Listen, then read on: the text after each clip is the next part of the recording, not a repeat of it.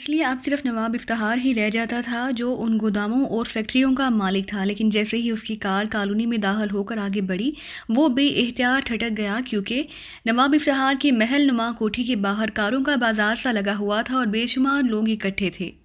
کیا ہو گیا ہے؟ عمران نے حیرت بھرے انداز میں بڑبڑاتے ہوئے کہا، اور پھر اس نے ایک طرف کار روکی اور نیچے اتر کر وہ کوٹھی کی طرف بڑھتا چلا گیا۔ کیا ہوا ہے یہاں؟ عمران نے ایک طرف کھڑے آدمی سے رک کر پوچھا۔ نواب افتخار نے خودکشی کر لی ہے، اس آدمی نے جواب دیا تو عمران بے اختیار اچھل پڑا۔ کیا خودکشی کر لی ہے؟ کیوں، کب اور کیسے؟ عمران نے انتہائی حیرت بھرے لہجے میں کہا، کیا بتائیں جناب نواب افتخار، اگر ایسا ہو سکتا ہے تو پھر آپ اپنے آپ پر بھی اعتماد کھو بیٹھتا ہے۔ اس آدمی نے کہا، وہ شاید اس کالونی کا رہائشی تھا کیونکہ اس کے جسم پر خاصا قیمتی لباس تھا اور وہ اپنے انداز سے بھی خاصا امیر لگ رہا تھا۔ کیا کوئی خاص بات ہو گئی ہے جناب؟ عمران نے کہا، میں نے نواب افتخار کا پڑوسی ہوں، میں نے ابھی حال ہی میں جہاں کوٹھی خریدی ہے، اس لیے میں ذاتی طور پر تو نواب صاحب سے واقف نہیں ہوں، لیکن میں نے ان کا نام اور تعریفیں بہت سن رکھی ہیں، لیکن ابھی جو اطلاعات مجھے ملی ہیں انہوں نے مجھے حیران کر دیا۔ نواب صاحب کا اکلوتا بیٹا عامر اعلیٰ تعلیم حاصل کر کے غیر ملک سے آیا، اس کا کار ایکسیڈنٹ ہو گیا تھا اور وہ ہسپتال پہنچ گیا۔ اسے شدید چوٹیں آئیں لیکن وہ بہرحال زندہ رہا۔ پھر ڈاکٹر نے کچھ دوائیں منگوائیں جو نواب صاحب لے کر آئے، ان میں ایک انجیکشن نکلی تھا، اس میں دوا کی بجائے رنگ دار پانی بھرا ہوا تھا۔ اس انجیکشن کے لگتے ہی عامر کی حالت بگڑ گئی۔ ڈاکٹروں نے اسے سنبھالنے کی کوشش کی لیکن وہ جاں بر نہ ہو سکا۔ ڈاکٹر نے جب نواب افتخار کو بتایا کہ ایسا نکلی دوا کی وجہ سے ہوا ہے تو نواب افتخار نے چیخ چیخ کر کہنا شروع کر دیا کہ وہ خود اس کے ذمہ دار ہیں، وہ یہی کاروبار کرتے رہے ہیں، اور پھر انہوں نے جیب سے ریوالور نکال کر خودکشی کر لی۔ سارے شہر میں اب یہ بات پھیل چکی ہے کہ نواب افتخار جعلی ادویات کا دھندا کرتا تھا اور خود اس کا اکلوتا بیٹا اس کے دھندے کی بھینٹ چڑھ گیا۔ اس آدمی نے کہا تو عمران نے بے اختیار ایک طویل سانس لیا اور واپس مڑ گیا۔ ظاہر ہے اب وہ نواب افتخار کا کیا کر سکتا تھا؟ اس نے اب یہی سوچا تھا کہ جب اس کی موت کی رسومات ختم ہو جائیں گی تو پھر وہ اس کے آفس کی تلاشی لے گا، شاید وہاں سے کچھ دستیاب ہو سکے۔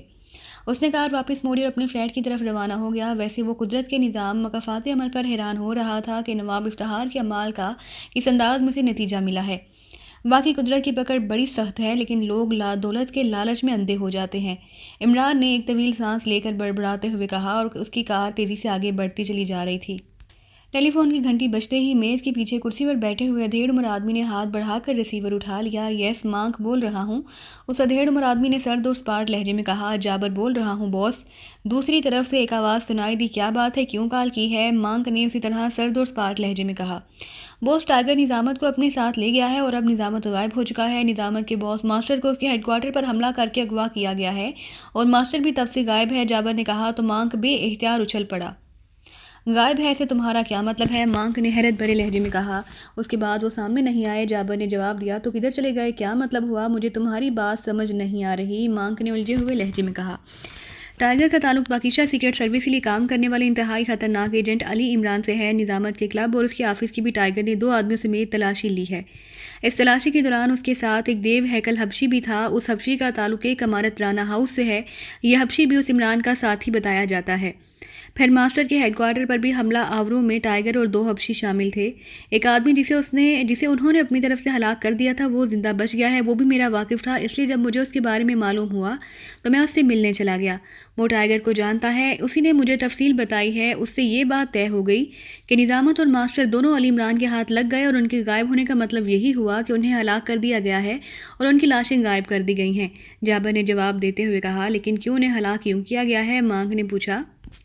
تو آپ ابھی تک اصل بات نہیں سمجھ سکے باس، یہ سارا کھیل جعلی ادویات کا ہے۔ علی عمران کی دوستی سینٹرل انٹیلیجنس کے سپرنٹینڈنٹ فیاض سے بے حد گہری ہے اور سینٹرل انٹیلیجنس نے اس بزنس کے خلاف بھرپور ایکشن کیا، لیکن وہ شاید مکمل طور پر اس کاروبار پر ہاتھ نہ ڈال سکے۔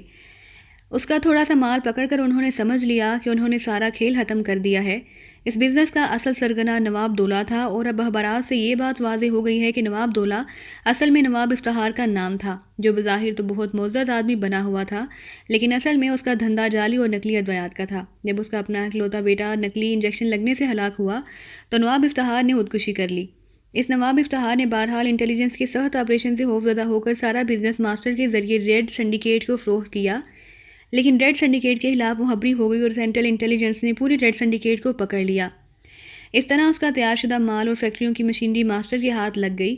نظامت نے یہ سارا مال ہمارے گوداموں میں رکھوایا ہوا ہے۔ اب نظامت اور ماسٹر کی ہلاکت کے بعد اس مال اور مشینری کا کوئی مالک نہیں رہا۔ جابر نے کہا تو مانک بے اختیار اچھل پڑا، اس کی آنکھوں میں یکلہ چمک سی ابھر آئی۔ او تو یہ بات ہے، ویری گڈ جابر، تم نے مجھے زندگی کی سب سے بڑی خوشخبری دی ہے، ویری گڈ۔ یہ مال تو کروڑوں کا ہے اور اس کے اب ہم مالک ہیں، ویری گڈ۔ مانک نے کہا یس باس، لیکن یہ عمران اور ٹائیگر اس کے خلاف کام کر رہے ہیں، اگر ان کے کانوں میں بنک بھی پڑ گئی تو آپ اور میں دونوں سارے گروپ سمیت ہلاک کر دیے جائیں گے۔ جابر نے کہا او نہیں، ہمارا کسی سے کیا تعلق، اور ہمیں معلوم ہے کہ نظامت لکھنے پڑھنے کا قائل ہی نہیں تھا، وہ ان پڑھ تھا، اس لیے اسے سب کچھ زبانی ہوتا تھا۔ اس کی موت کے بعد اب کسی کو یہ معلوم نہیں ہو سکتا کہ مال کدھر ہے۔ مانک نے کہا یس باس، لیکن آپ اس مال کا کیا کریں گے؟ اس مارکیٹ میں سے تو اسے نکالا نہیں جا سکتا، اور نہ ہی ہمارے اس لائن کے آدمیوں کے ساتھ رابطے ہیں، اور نہ ہی ہمارا یہ دھندا ہے۔ جابر نے کہا ہم اسے غیر ملکیوں کے ہاتھوں فروخت کر سکتے ہیں، تم ایسا کرو کہ پارٹیاں تلاش کرو اور سنو، جو معاوضہ ملے گا وہ تم اور میں 50-50 کر لیں گے۔ مانک نے کہا اوکے باس، میں کوشش کروں گا۔ دوسری طرف سے کہا گیا اور اس کے ساتھ ہی رابطہ ختم ہو گیا۔ تو مانک نے ریسیور اٹھایا۔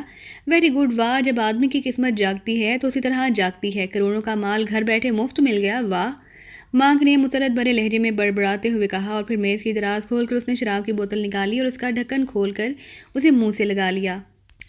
اس کے تصور میں کروڑوں روپے گھوم رہے تھے، کیونکہ یہ اتنی بڑی دولت تھی جس کا وہ تصور بھی نہیں کر سکتا تھا۔ اس کا دھندا صرف مختلف پارٹیوں کا مال اپنے خفیہ گوداموں میں اسٹور کرنا اور کرایہ وصول کرنا تھا، لیکن اب کرایہ کی بجائے اصل مال اسے مل رہا تھا، اس لیے وہ خوشی سے پاگل ہو رہا تھا۔ تقریباً 1 گھنٹے بعد فون کی گھنٹی پھر ایک بار بج اٹھی تو اس نے ہاتھ بڑھا کر ریسیور اٹھا لیا۔ مانک بول رہا ہوں، مانک نے سرد اور سپاٹ لہجے میں کہا۔ یہ اس کا خاص انداز تھا، اس لہجے اور آواز میں دوسری طرف بولنے والے پر ہاسا روب پڑ جاتا تھا۔ جابر بول رہا ہوں باس، دوسری طرف سے جابر کی آواز سنائی دی۔ وہ تم کیسے کال کی ہے؟ باس میں نے پارٹی تلاش بھی کر لی ہے اور اسے سودا بھی کر لیا ہے، 80 کروڑ میں سودا ہوا ہے، رقم بھی کیش ملے گی، جابر نے کہا۔ تو مانگ کے ہاتھ سے بے اختیار ریسیور چھوٹ گیا۔ 80 کروڑ کیش؟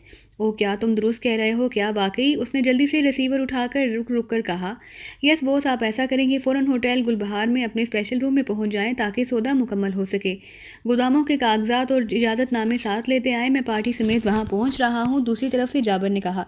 ٹھیک ہے، میں پہنچ رہا ہوں ابھی، اور اسی وقت مانگ نے کہا، اور ریسیور رکھ کر وہ تیزی سے اٹھا اور ملحقہ کمرے کی طرف بڑھ گیا۔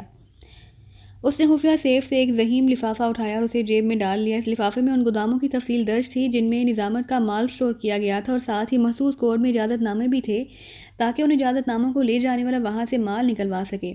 مانگ یہ سارے کام پہلے ہی کر کے رکھ لیتا تھا تاکہ عین وقت پر اسے یہ ساری کارروائی نہ کرنی پڑے۔ وہ کرایہ لے کر لفافہ دے دیتا تھا اور اس طرح پارٹی اپنا مال فوراً ہی حاصل کر لیتی تھی۔ گودام براہ راست اس کے انڈر تھے، جبکہ جابر کا کام ان گوداموں میں مال رکھنے کے لیے پارٹیاں بک کرنا تھا، اور وہ اسے بھاری کمیشن دیا کرتا تھا، لیکن جابر کو یہ معلوم نہیں تھا کہ گودام کدھر ہیں اور ان کے کیا کوڈ ہیں۔ تھوڑی دیر بعد اس کی کار تیزی سے ہوٹل گل بہار کی طرف بڑھی چلی جا رہی تھی۔ یہ ویسے تو ایک عام سا ہوٹل تھا، لیکن اس کے نیچے خفیہ تہخانے تھے جنہیں اسپیشل روم کہا جاتا تھا۔ یہ کرائے پر ملتے تھے اور یہاں ایسے انتظامات تھے کہ زیر زمین دنیا کی پارٹیاں ہر خطرے سے بے نیاز ہو کر یہاں بات چیت کر سکتی تھیں۔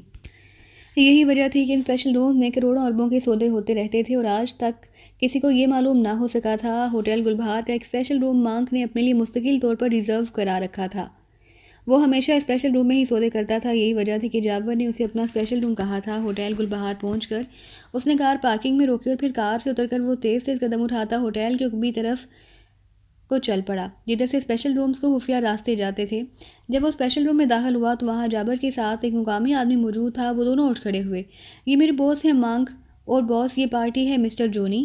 جابر نے مانک کا اس آدمی سے تعارف کراتے ہوئے کہا، اور مانک نے بڑے گرم جوشانہ انداز میں جونی سے مصافحہ کیا اور پھر بیٹھ گیا۔ آپ رقم لے آئے ہیں؟ مانک نے جونی سے مخاطب ہو کر کہا۔ جی ہاں، لیکن جب تک ہمیں تفصیلات نہ ملیں گے ہم رقم نہیں دیں گے، جونی نے اسپاٹ لہجے میں کہا۔ تفصیلات میرے پاس موجود ہیں، آپ رقم شو کریں، مانک نے کہا۔ ہم جب تک مال چیک نہ کر لیں اس وقت تک رقم مکمل نہیں دی جا سکتی، جونی نے کہا۔ نہیں، پھر یہ سودا نہیں ہو سکتا، مانک نے کہا۔ باس کیا حرج ہے، آپ مال دکھا دیں، آخر یہ بہت بڑا سودا ہے، جابر نے کہا۔ نہیں، میں اصول کے خلاف ڈیل نہیں کر سکتا، پہلے رقم پھر مال۔ آپ واقعی کاغذات لے آئے ہیں؟ چلو کاغذات ہی دکھا دیں تاکہ ہمیں کچھ تو یقین آ جائے، جونی نے مسکراتے ہوئے کہا۔ تو مانک نے جیب سے لفافہ نکالا اور پھر اسے میز پر رکھ دیا۔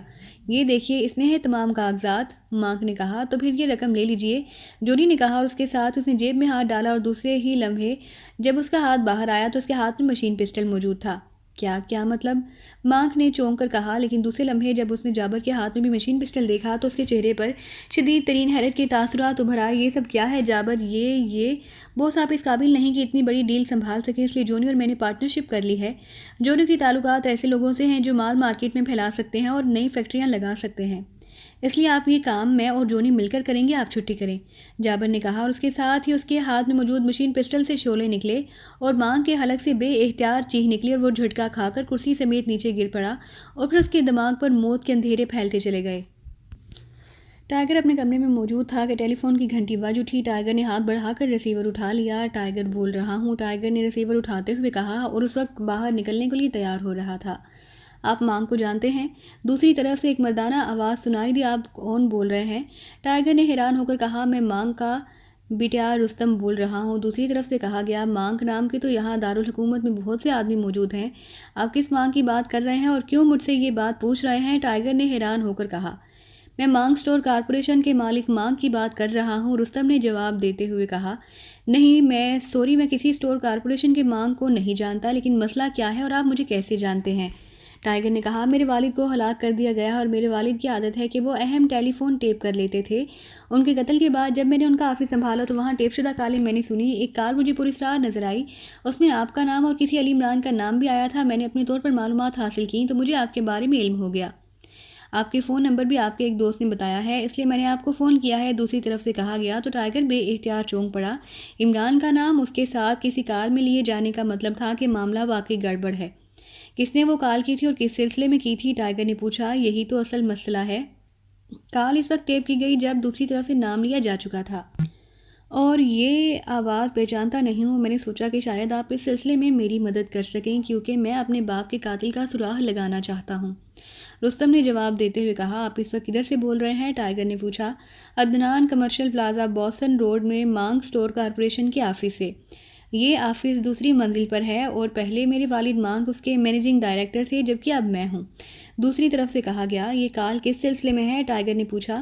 جعلی ادویات کے سلسلے میں، دوسری طرف سے کہا گیا، اور ٹائیگر بے اختیار اچھل پڑا۔ اوہ، یہ تو واقعی اہم بات ہے، میں آپ کے پاس آ رہا ہوں اور آپ کی پوری مدد کروں گا، ٹائیگر نے کہا، اور ریسیور رکھ کر وہ تیزی سے اٹھا اور ڈریسنگ روم کی طرف بڑھ گیا۔ اس نے لباس تبدیل کیا اور تھوڑی دیر بعد اس کی کار تیزی سے باسن روڈ کی طرف بڑھی چلی جا رہی تھی۔ باسن روڈ پر 6 منزلہ عمارت عدنان پلازا اسے دور سے ہی نظر آنے لگ گیا تھا۔ اس نے پلازا کی پارکنگ میں کار روکی اور پھر نیچے اتر کر وہ پلازا کے مین گیٹ کی طرف بڑھ گیا۔ اس نے لباس تبدیل کیا اور تھوڑی دیر بعد اس کی کار تیزی سے باسن روڈ کی طرف بڑھی چلی جا رہی تھی۔ باسن روڈ پر 6 منزلہ عمارت عدنان پلازا اسے دور سے ہی نظر آنے لگ گیا تھا۔ اوہ، یہاں بڑی بڑی کمپنیوں کے دفاتر موجود تھے، اس لیے یہاں کاروباری افراد کا ہر وقت رش رہتا تھا۔ اوپر جانے کے لیے 6 لفٹیں تھیں، لیکن اس کے باوجود لفٹ میں سوار ہونے کے لیے انتظار کرنا پڑتا تھا۔ چونکہ مانگ کا دفتر دوسری منزل پر تھا، اس لیے ٹائیگر نے لفٹ کے بجائے سیڑھیوں کا رخ کیا اور تھوڑی دیر بعد وہ دوسری منزل پر پہنچ گیا۔ مانگ اسٹور کارپوریشن کا آفس بڑے بڑے 4 ہالوں پر مشتمل تھا اور وہاں موجود عملے اور کام سے اندازہ ہوتا تھا کہ یہ بہت وسیع و عریض کاروباری کمپنی ہے۔ مینیجنگ ڈائریکٹر کا آفس سب سے آخر میں تھا اور دروازے پر ایک باوردی دربان موجود تھا، لیکن دروازہ کھلا ہوا تھا۔ ٹائیگر اندر داخل ہوا تو یہ ایک خاصا بڑا کمرہ تھا جس کے آدھے حصے کو اندھے شیشے کا پارٹیشن لگا کر علیحدہ کیا گیا تھا۔ یہ ایک طرف شیشے کا دروازہ تھا جس کے باہر لیڈی سیکرٹری موجود تھی۔ ٹائیگر تیزی سے آگے بڑھتا چلا گیا۔ مینیجنگ ڈائریکٹر کو اطلاع دو کہ ٹائیگر آ گیا ہے، ٹائیگر نے لیڈی سیکرٹری سے مخاطب ہو کر کہا۔ یس سر، لیڈی سیکرٹری نے کہا اور ریسیور اٹھا کر اس نے ٹائیگر کی آمد کی اطلاع دی۔ پھر ریسیور رکھ کر وہ اٹھی اور اس نے دروازہ کھول دیا۔ ٹائیگر اس کا شکریہ ادا کر کے اندر داخل ہوا۔ آفس ٹیبل کے پیچھے ایک نوجوان لڑکا موجود تھا، اس نے اٹھ کر ٹائیگر کا استقبال کیا۔ آپ کیا پینا پسند کریں گے؟ رستم نے پوچھا۔ آپ پہلے مجھے وہ ٹیپ سنوا دیں، پینے پلانے کو رہنے دیجیے، ٹائیگر نے کہا، اور رستم نے اس بات میں سر ہلا دیا۔ اٹھ کر رکبی دیوار میں بنی ہوئی ایک الماری کی طرف بڑھ گیا۔ اس نے الماری کھولی اور اس میں سے ایک چھوٹا سا لیکن جدید ساخت کا ٹیپ ریکارڈر نکال کر اس نے الماری بند کی اور پھر ٹیپ ریکارڈر کو میز پر رکھ کر اس نے فون کا ریسیور اٹھا کر لیڈی سیکرٹری کو ڈسٹرب نہ کرنے کا کہا اور پھر ٹیپ ریکارڈر کا بٹن آن کر دیا۔ تو کہاں چلے گئے؟ کیا مطلب ہوا؟ مجھے تمہاری بات سمجھ نہیں آ رہی، ایک سرد اور سپاٹ آواز سنائی دی، البتہ بولنے والے کا لہجہ بتا رہا تھا کہ وہ ذہنی طور پر الجھا ہوا ہے۔ یہ میرے والد ہیں مانگ، رستم نے کہا اور ٹائیگر نے اس بات میں سر ہلا دیا۔ ٹائیگر کا تعلق پاکستان سیکرٹ سروس کے لیے کام کرنے والی انتہائی خطرناک ایجنٹ علی عمران سے ہے۔ ایک دوسری آواز سنائی تو پھر اس نے تفصیل سے بتانا شروع کر دیا کہ نظامت کو اس کے دفتر سے ٹائیگر اور ایک دیو ہیکل حبشی لے گئے ہیں۔ اس حبشی کا تعلق رانا ہاؤس سے ہے اور یہ حبشی عمران کا ساتھی ہے۔ پھر ماسٹر کے ہیڈ کوارٹر پر حملہ ہوا اور وہاں بھی ٹائیگر اور 2 دیو ہیکل حبشیوں نے ماسٹر کو اغوا کر لیا۔ اس طرح نظامت اور ماسٹر دونوں علی عمران کے ہاتھ لگ گئے اور ان کے غائب ہو جانے کا مطلب یہ ہوا کہ انہیں ہلاک کر دیا گیا ہے۔ پھر جب مارک نے ان کی ہلاکت پر حیرت کا اظہار کیا تو دوسری طرف سے بات کرنے والے نے جعلی ادویات کا حوالہ دیا اور عمران کے سپرنٹینڈنٹ فیاض سے تعلق کا حوالہ دیا۔ لیکن ابھی بات جاری تھی کہ اچانک ٹیپ ریکارڈر رک گیا تو ٹائیگر چونک پڑا۔ کیا مطلب یہ رک کیوں گیا ہے؟ ٹائیگر نے حیران ہو کر کہا، ٹیپ ختم ہو گیا ہے اور والد صاحب کو شاید اس کا علم نہیں ہو سکا۔ بس یہیں تک بات چیت موجود ہے۔ رستم نے کہا، آپ نے میرے بارے میں کس سے بات کی تھی؟ ٹائیگر نے پوچھا۔ میرے والد کے تعلقات ہوٹل ولاس کے مینیجر رابرٹ سے بڑے گہرے تھے، وہ ہمارے گھر میں آتے جاتے رہتے تھے۔ میرے والد نے مجھے بتایا کہ رابرٹ کا تعلق زیر زمین دنیا کے بڑوں سے مسلسل رہتا ہے، اور معاف کیجیے، آپ کا نام سن کر مجھے احساس ہوا کہ یہ نام زیر زمین دنیا کے افراد کا بھی ہو سکتا ہے۔ چنانچہ میں نے رابرٹ سے بات کی، اس نے مجھ سے پوچھا کہ مسئلہ کیا ہے، تو میں نے صرف اتنا بتا دیا کہ والد صاحب کا ایک پیغام پہنچانا ہے جس پر انہوں نے مجھے آپ کے متعلق بتایا، اور پھر اس ہوٹل کے بارے میں جہاں آپ کی رہائش ہے۔ میں نے وہاں فون کیا اور ہوٹل انتظامیہ سے آپ کا نمبر لے کر آپ کو فون کیا۔ رستم نے تفصیل سے بات کرتے ہوئے کہا، آپ کی یہ کمپنی کس قسم کا کاروبار کرتی ہے؟ ٹائیگر نے پوچھا۔ ہمارے مختلف شہروں میں بڑے بڑے گودام ہیں جہاں ہم بڑی پارٹیوں کا مال سٹور کرتے ہیں، اس کی حفاظت کرتے ہیں اور اس کا معاوضہ لیتے ہیں۔ بعض اوقات ہم خود بھی اپنا مال سٹور کر لیتے ہیں۔ بہرحال اسٹاکنگ کمپنی ہے۔ میں تو یونیورسٹی میں پڑھ رہا تھا، مجھے تو اس کاروبار کا اتنا علم نہیں، لیکن والد صاحب کے اچانک وفات کی وجہ سے مجھے پڑھائی چھوڑ کر کاروبار سنبھالنا پڑا۔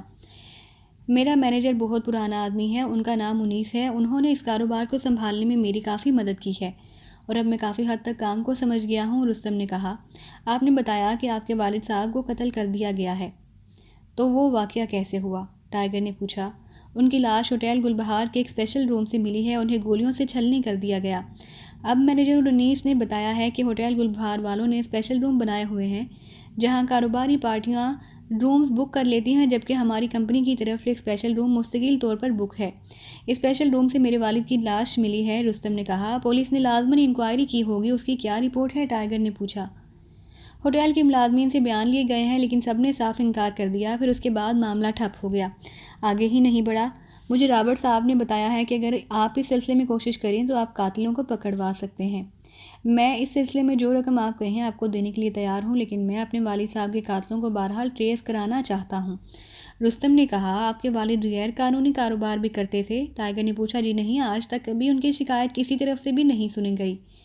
ویسے ان کا یہ کاروبار ہی اس قدر وسیع ہے کہ روپے پیسے کی کبھی کمی نہیں رہی، پھر غیر قانونی کاروبار کرنے کی کیا ضرورت تھی؟ رستم نے کہا، آپ اپنے مینیجر صاحب کو بلائیں، ٹائیگر نے کہا۔ تو رستم نے ریسیور اٹھایا اور لیڈی سیکرٹری کو مینیجر انیس کو بلانے کے ساتھ ساتھ مشروبات بھجوانے کا آرڈر دے دیا۔ تھوڑی دیر بعد دروازہ کھلا اور ایک ادھیڑ عمر آدمی اندر داخل ہوا۔ اس کے پیچھے ایک ملازم تھا جس نے ٹرے میں مشروبات کی 3 بوتلیں رکھی ہوئی تھیں۔ بوتلیں ملٹی کلر ٹیشو پیپر میں لپٹی ہوئی تھیں۔ یہ ہمارے ادارے کے مینیجر انیس احمد صاحب ہیں، اور انیس صاحب ان کا نام ٹائیگر ہے۔ میں نے والد صاحب کے قاتلوں کو ٹریس کرنے کے لیے ان کی خدمات حاصل کی ہیں۔ رستم نے آنے والے اور ٹائیگر کا تعارف کراتے ہوئے کہا۔ ٹائیگر، کیا یہ نام کسی سرکاری ایجنسی کا ہے؟ انیس نے حیرت بھرے لہجے میں کہا۔ ویسے وہ چہرے مہرے سے خالصاً کاروباری آدمی نظر آ رہا تھا۔ جی نہیں، یہ میرا نک نیم ہے، ٹائیگر نے مسکراتے ہوئے کہا، اور انیس احمد سر ہلاتا ہوا کرسی پر بیٹھ گیا اور ملازم نے ایک ایک بوتل تینوں کے سامنے رکھ دی۔ مشروبات لیں، رستم نے کہا۔ انیس صاحب، یہ بتائیے کہ مانگ صاحب غیر قانونی کاروبار کب سے کر رہے تھے؟ ٹائیگر نے ہاتھ بوتل میں پکڑتے ہوئے کہا۔ انیس بے اختیار اچھل پڑے، اس کے چہرے پر حیرت کے تاثرات ابھر آئے تھے۔ غیر قانونی کاروبار؟ یہ آپ کیا کہہ رہے ہیں جناب؟ میرا ان کا ساتھ 20 سالوں کا کاروبار ہے، میں نے تو آج تک نہیں دیکھا کہ انہوں نے کبھی کوئی غیر قانونی کاروبار کیا ہو۔ انیس نے جواب دیا۔ کیا آپ کو معلوم ہے کہ انہیں جو ٹیلی فون کالز آتی تھی وہ انہیں باقاعدہ ٹیپ کیا کرتے تھے؟ ٹائیگر نے پوچھا۔ جی ہاں، لیکن ہر کال نہیں، بلکہ وہ جسے ٹیپ کرنا ضروری سمجھتے تھے، پھر بعد میں اسے سنتے اور اس میں سے کاروباری پوائنٹ نوٹ کرتے، پھر مجھ سے تفصیل سے ڈسکس کرتے تھے۔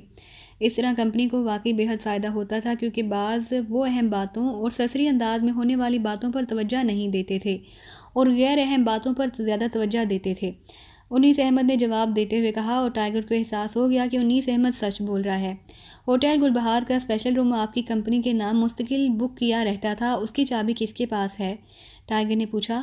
اس پر نمبروں والا لگا ہوتا ہے لاک جناب، اور نمبر صرف بک کرنے والے کو معلوم ہوتے ہیں۔ ان نمبروں کا علم صرف مانگ صاحب کو تھا اور کسی کو اس کا علم نہیں تھا، کیونکہ اسے استعمال بھی وہ خود ہی کرتے تھے۔ انیس نے جواب دیا۔ آپ کی کمپنی کے جتنے بھی اسٹور ہیں اور جہاں جہاں بھی ہیں، کیا آپ کے پاس ان کی لسٹ موجود ہے؟ ٹائیگر نے پوچھا۔ جی ہاں، کیوں؟ انیس نے چونک کر کہا۔ ان کی تفصیل آپ کے پاس رہتی ہے یا مانگ صاحب کے پاس بھی تھی؟ ٹائیگر نے پوچھا۔ جی نہیں، میرے پاس رہتی ہے اور میں ہی انہیں بک کرتا ہوں۔ وہ صرف کاروبار کی نگرانی کرتے تھے، براہ راست مداخلت نہ کرتے تھے، البتہ میں انہیں باقاعدگی سے رپورٹ کرتا رہتا تھا اور انہیں معاملات سے بھی آگاہ رکھتا تھا۔ انیس نے جواب دیا۔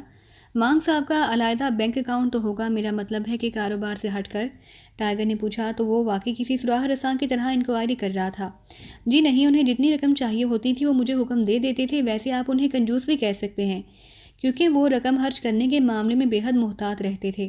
انیس نے گول مول سے لفظوں میں کہا تو ٹائیگر بے اختیار مسکرا دیا۔ رستم صاحب، آپ نے انیس صاحب کو ٹیپ سنوایا ہے؟ ٹائیگر نے کہا۔ جی ہاں، لیکن یہ بھی دوسری طرف سے بولنے والے کو نہیں پہچانتے، ورنہ تو اتنا بڑا مسئلہ پیدا ہی نہ ہوتا، میں براہ راست پولیس کو اس کا نام دے دیتا۔ رستم نے جواب دیا۔ میں واقعی یہ آواز نہیں پہچانتا۔ انیس نے جواب دیا۔ کیا آپ نے پولیس کو یہ ٹیپ سنوایا ہے؟ ٹائیگر نے پوچھا۔ جی نہیں، پولیس نے اس سے کیا حاصل کر لینا تھا؟ ہاں مہا الٹا مجھے ہی پریشانی ہوتی، رستم نے جواب دیا۔